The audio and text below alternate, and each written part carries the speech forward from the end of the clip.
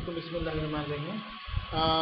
आज हम दारुल एजुकेशन की ASP.NET वीडियो ट्यूटोरियल में जिस मौजूद की बात करेंगे वो है डेटाबेस के ऊपर। आपने दो तरीके से डेटाबेस ऐड कर सकते हैं। एक तो आप सोल्यूशन एक्सप्लोरर में जाएं, राइट क्लिक करें, ऐड करें, न्यू आइटम करें, तो यहाँ पे आप तलाश करेंगे तो आपको SQL के साथ ये डेटाबेस आ जाएगा, SQL server.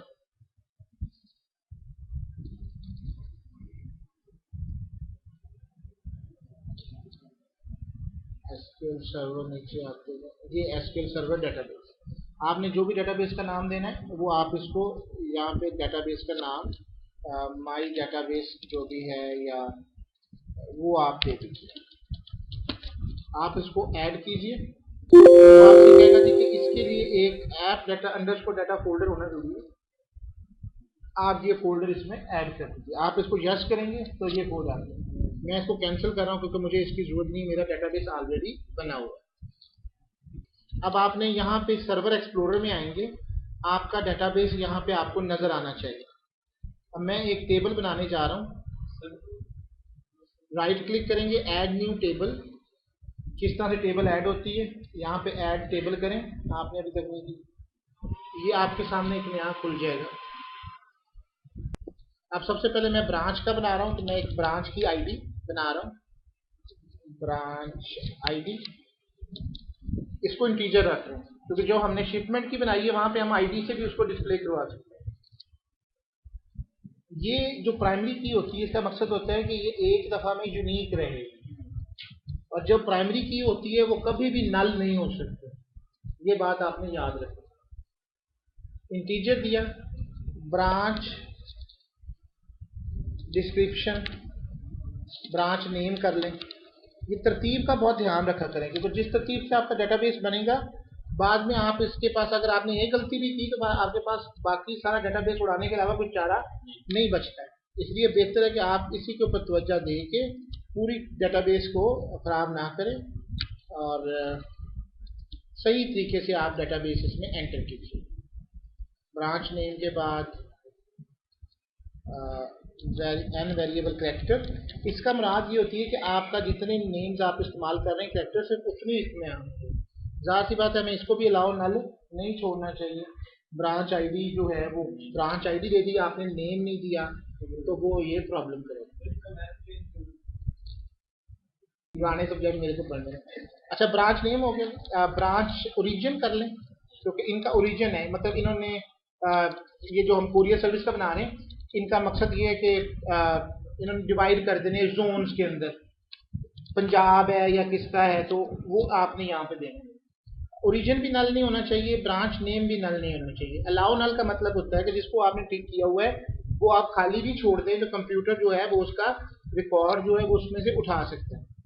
Branch ID, branch name, branch origin. और क्या हो सकता है ब्रांच के लिए, ब्रांच का एड्रेस, जिस लोकेशन पे आपका ब्रांच है, ताकि कल को हम जब गूगल मैप इसके साथ लगाएं तो वो आपको लोकेशन भी बता सके कि किस जगह से ये लोकेशन है। ये सारी चीजें फैली हुई हैं, आपने उनको जब डेटाबेस बना रहे होते हैं तब आपको ये सोचना होता है कि ये सब चीजें आपने कैसे करनी है।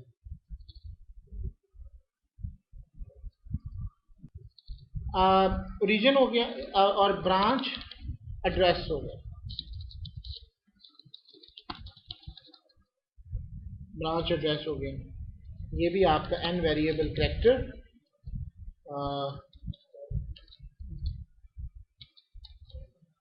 इसको 100 दे दें। और क्या हो सकता है, ओरिजिन से तो हमें पता चल गया कि फॉर एग्जाम्पल ये साउथ पंजाब का है, या पंजाब का है, या सिंध का है, जो उन्होंने अपने हिसाब से जोन बनाए हुए हैं। ब्रांच एड्रेस आ गया जो लोकेशन है, इसमें ब्रांच सिटी आना चाहिए। अगर ये इंटरनेशनल है तो फिर ब्रांच कंट्री भी आना चाहिए क्योंकि कल को ये कंपनी एक्सपैंड करती है, वो आउटसाइड दी कंट्री भी मेल भेजती है तो हमें कैसे ब्रांचेस ओपन करती है तो फिर वो डेटाबेस नहीं चेंज हो सकता, फिर वो प्रॉब्लम आ जाएगी। तो ब्रांच सिटी, जिस तरह आप पोस्ट ऑफिस का देखते हैं ना, आपको 5400 पोस्ट ऑफिस लाहौर का बताया गया, हर पोस्ट ऑफिस का एक नंबर है, तो वो बेसिकली ब्रांच आईडी होती है, ब्रांच सिटी। इसके अलावा और क्या आ सकता है, ब्रांच डिस्ट्रिक्ट हो गई, ओरिजिन में ही हमने डाल दिया। एन वेरिएबल कैरेक्टर, इसको भी हम अलाउ नल नहीं कर सकते। एक इम्पॉर्टेंट, ब्रांच का कोई फ़ोन नंबर, ये एक तरह की टेलीफोन डायरेक्टरी बन जाएगी। अगर किसी ने तलाश करना है तो जी वहाँ पे कौन सा है, वही हमने आईडी की जगह पे कोड लिखा, कोड की जगह आईडी लिखा। ये ਤੁਹਾਡੀ ਜਿਹੜੀਆਂ ਗੱਲਾਂ ਸੁਣਨਗੇ ਨਾ, ਤੁਹਾਡੀ ਵੀਡੀਓ 'ਚ ਮਸ਼ਹੂਰ ਹੋ ਜਾਣੀਆਂ ਤੇ ਤੁਹਾਡੀਆਂ ਚਵਲਾਂ ਵੀ ਸੁਣਨਗੇ ਨਾਲ ਨਾਲ, ਜਿਹੜੀਆਂ ਹੁਣ ਤੁਸੀਂ ਬੋਲਦੇ ਪਏ ਹੋ ਰਿਕਾर्ड हो रही हैं। गलत बात करो। अच्छा, ये एक है branch, branch phone number, owner name नहीं होगा ब्रांच का? नहीं, ये तो एक फ्रेंचाइजीज है ना, इसका बिग इंटीजर लें, फोन हमेशा आपने बिग इंटीजर में लेना। ये आपने इसको यहाँ से सेव कर लें, ये ऊपर एक निशान नजर आ रहा है सेव वाला, बड़ा जो डिस्क सी बनाई हुई है फ्लॉपी वाली। सर उसके ऑनर का नेम भी लिखेंगे ब्रांच का? नहीं, ये ऑनर तो एक ही है ना, falcon company CSCS। Branch manager का आप नाम डाल सकते हैं, लेकिन हम उसके लिए एक अलग से रिपोर्ट बनाएंगे, वो हम उसके अंदर इकट्ठा कर लेंगे कि ब्रांच आईडी इधर से आ जाए, कस्टमर की वो जो आपका जो भी यूजर नेम है वहां से आ जाए तो उसकी रिपोर्ट करें। ये आपकी जब फाइल हो जाए, इसमें कोई ऐसी चीज़ नहीं थी जो हमें इसको छोड़नी थी। हाँ, एक काम और कि अगर ऑटो इंक्रीमेंट रखना हो तो जब आपने इस पर क्लिक किया है तो आप इसको यहाँ पे राइट क्लिक करें, यहाँ पे एक होता है आइडेंटिटी, इसको ऑन कर दें और सिर्फ आइडेंटिटी को मार्क कर दें तो ये ऑटो इंक्रीमेंट आपका शुरू कर देगा। आपने अगर ले लिया है, राइट क्लिक करेंगे, राइट क्लिक इसके ऊपर, स्क्रीन के ऊपर, ये राइट क्लिक कर रहा हूँ, ये आ जाएंगे आइडेंटिटी, आइडेंटिटी इंक्रीमेंट। इंक्रीमेंट कितने से होगा? इंक्रीमेंट 1 से होगा। ठीक हो गया। आपने इसको सेव करना है, सॉरी अपडेट करना है, ये इसके अंदर ही बना रहा हूँ ना, अपडेट। मैंने इसका ब्रांच का नाम क्या लिया, टेबल 1 कर दिया, मैंने बातों बातों में टेबल ही कर दिया, उसका नाम मैं जो था वो चेंज कर, मैं समझ था कि मैं SQL सर्वर में बैठा हुआ हूँ। ये एक छोटी सी मिस्टेक आपके लिए होती है कि एक दफ़ा ये हो जाए तो फिर बाद में रीनेम पोजीशन नहीं होती, ये आपको या तो पूरा टेबल ड्रॉप करके फिर दोबारा बनाना होगा। तो मैंने इसको कैंसिल इसलिए किया, इसका नाम रख दें ब्रांच टेबल, इसको अपडेट कर दें। आई डोंट थिंक सो कि आप मैं ये अपडेट करने देगा।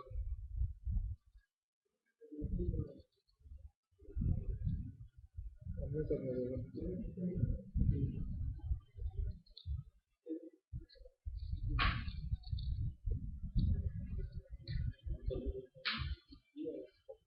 अब वो एक दफ़ा डाटाबेस के साथ जुड़ गया था ना, तो वो अब टेबल जब तक वो हालांकि हमने इसको किया, अब इसको करते हैं। अब शायद मैंने रोका ब्रांच अपडेट, क्योंकि मेरा इस वक्त कनेक्टिविटी डाटाबेस की सर्वर के साथ जा रही है, IP के साथ कनेक्टेड है, so I should wait for it.